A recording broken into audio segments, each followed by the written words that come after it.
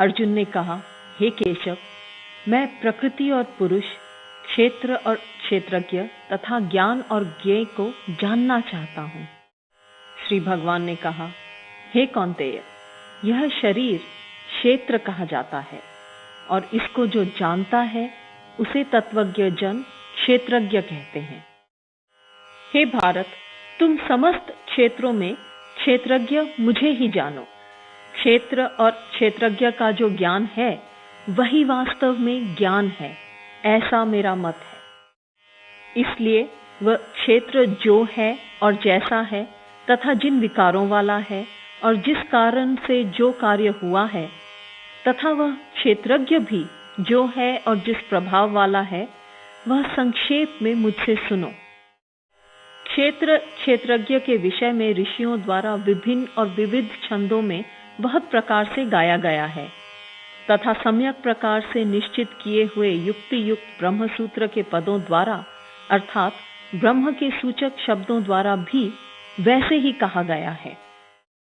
पंच महाभूत, अहंकार, बुद्धि, अव्यक्त, 10 इंद्रियां, 1 मन, इंद्रियों के 5 विषय, इच्छा, द्वेष, सुख, दुख, संघात, चेतना तथा धृति, इस प्रकार यह क्षेत्र विकारों के सहित संक्षेप में कहा गया है।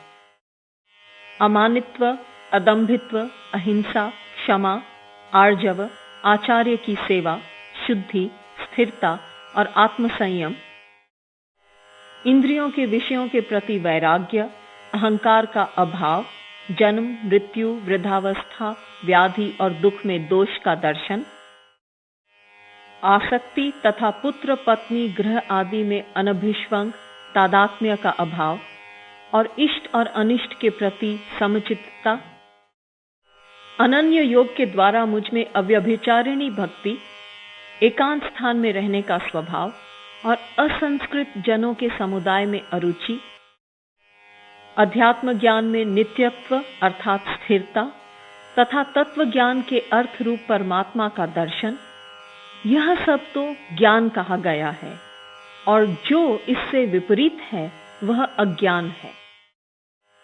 मैं उस ज्ञेय वस्तु को स्पष्ट कहूंगा जिसे जानकर मनुष्य अमृतत्व को प्राप्त करता है।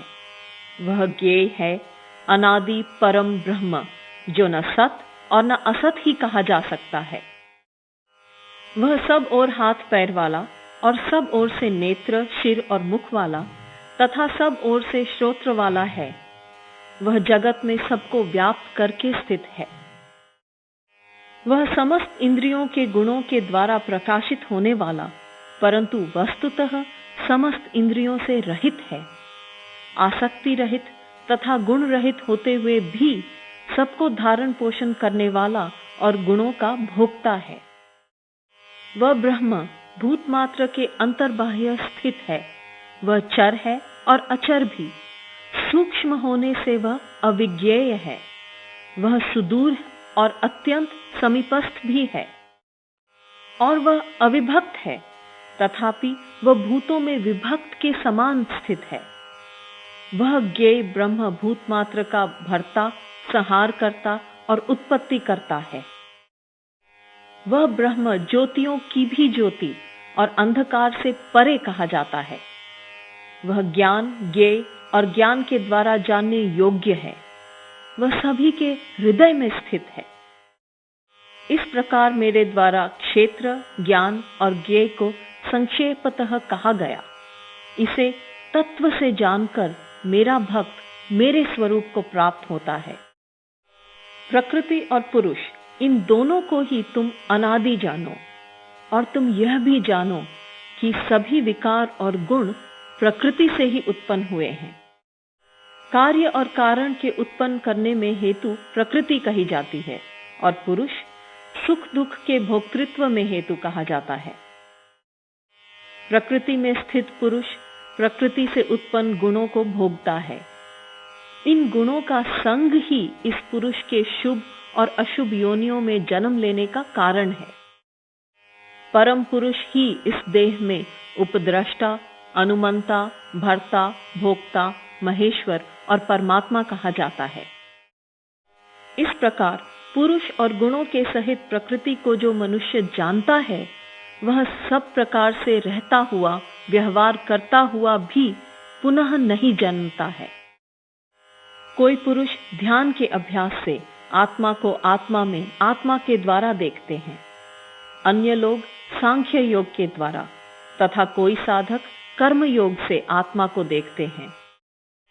परंतु अन्य लोग जो स्वयं इस प्रकार न जानते हुए दूसरों से सुनकर ही उपासना करते हैं, वे श्रुति परायण लोग भी मृत्यु को निस्संदेह तर जाते हैं। हे भरत श्रेष्ठ, यावन मात्र जो कुछ भी स्थावर जंगम वस्तु उत्पन्न होती है, उस सब को तुम क्षेत्र और क्षेत्रज्ञ के संयोग से उत्पन्न हुई जानो। जो पुरुष समस्त नश्वर भूतों में अनश्वर परमेश्वर को संभाव से स्थित देखता है, वही वास्तव में देखता है। निश्चय ही वह पुरुष सर्वत्र संभाव से स्थित परमेश्वर को समान देखता हुआ आत्मा के द्वारा आत्मा का नाश नहीं करता है। इससे वह परम गति को प्राप्त होता है। जो पुरुष समस्त कर्मों को सर्वशः प्रकृति द्वारा ही किए हुए देखता है तथा आत्मा को अकर्ता देखता है, वही वास्तव में देखता है। यह पुरुष जब भूतों के पृथक भावों को एक परमात्मा में स्थित देखता है तथा उस परमात्मा से ही यह विस्तार हुआ जानता है, तब वह ब्रह्म को प्राप्त होता है। हे कौन्तेय, अनादि और निर्गुण होने से यह परमात्मा अव्यय है। शरीर में स्थित हुआ भी वस्तुतः वह न कर्म करता है और न फलों से लिप्त होता है। जिस प्रकार सर्वगत आकाश सूक्ष्म होने के कारण लिप्त नहीं होता, उसी प्रकार सर्वत्र देह में स्थित आत्मा लिप्त नहीं होता। हे भारत, जिस प्रकार एक ही सूर्य इस संपूर्ण लोक को प्रकाशित करता है, उसी प्रकार एक ही क्षेत्री संपूर्ण क्षेत्र को प्रकाशित करता है। इस प्रकार जो पुरुष ज्ञान चक्षु के द्वारा क्षेत्र और क्षेत्रज्ञ के भेद को तथा प्रकृति के विकारों से मोक्ष को जानते हैं, वे परम ब्रह्म को प्राप्त होते हैं।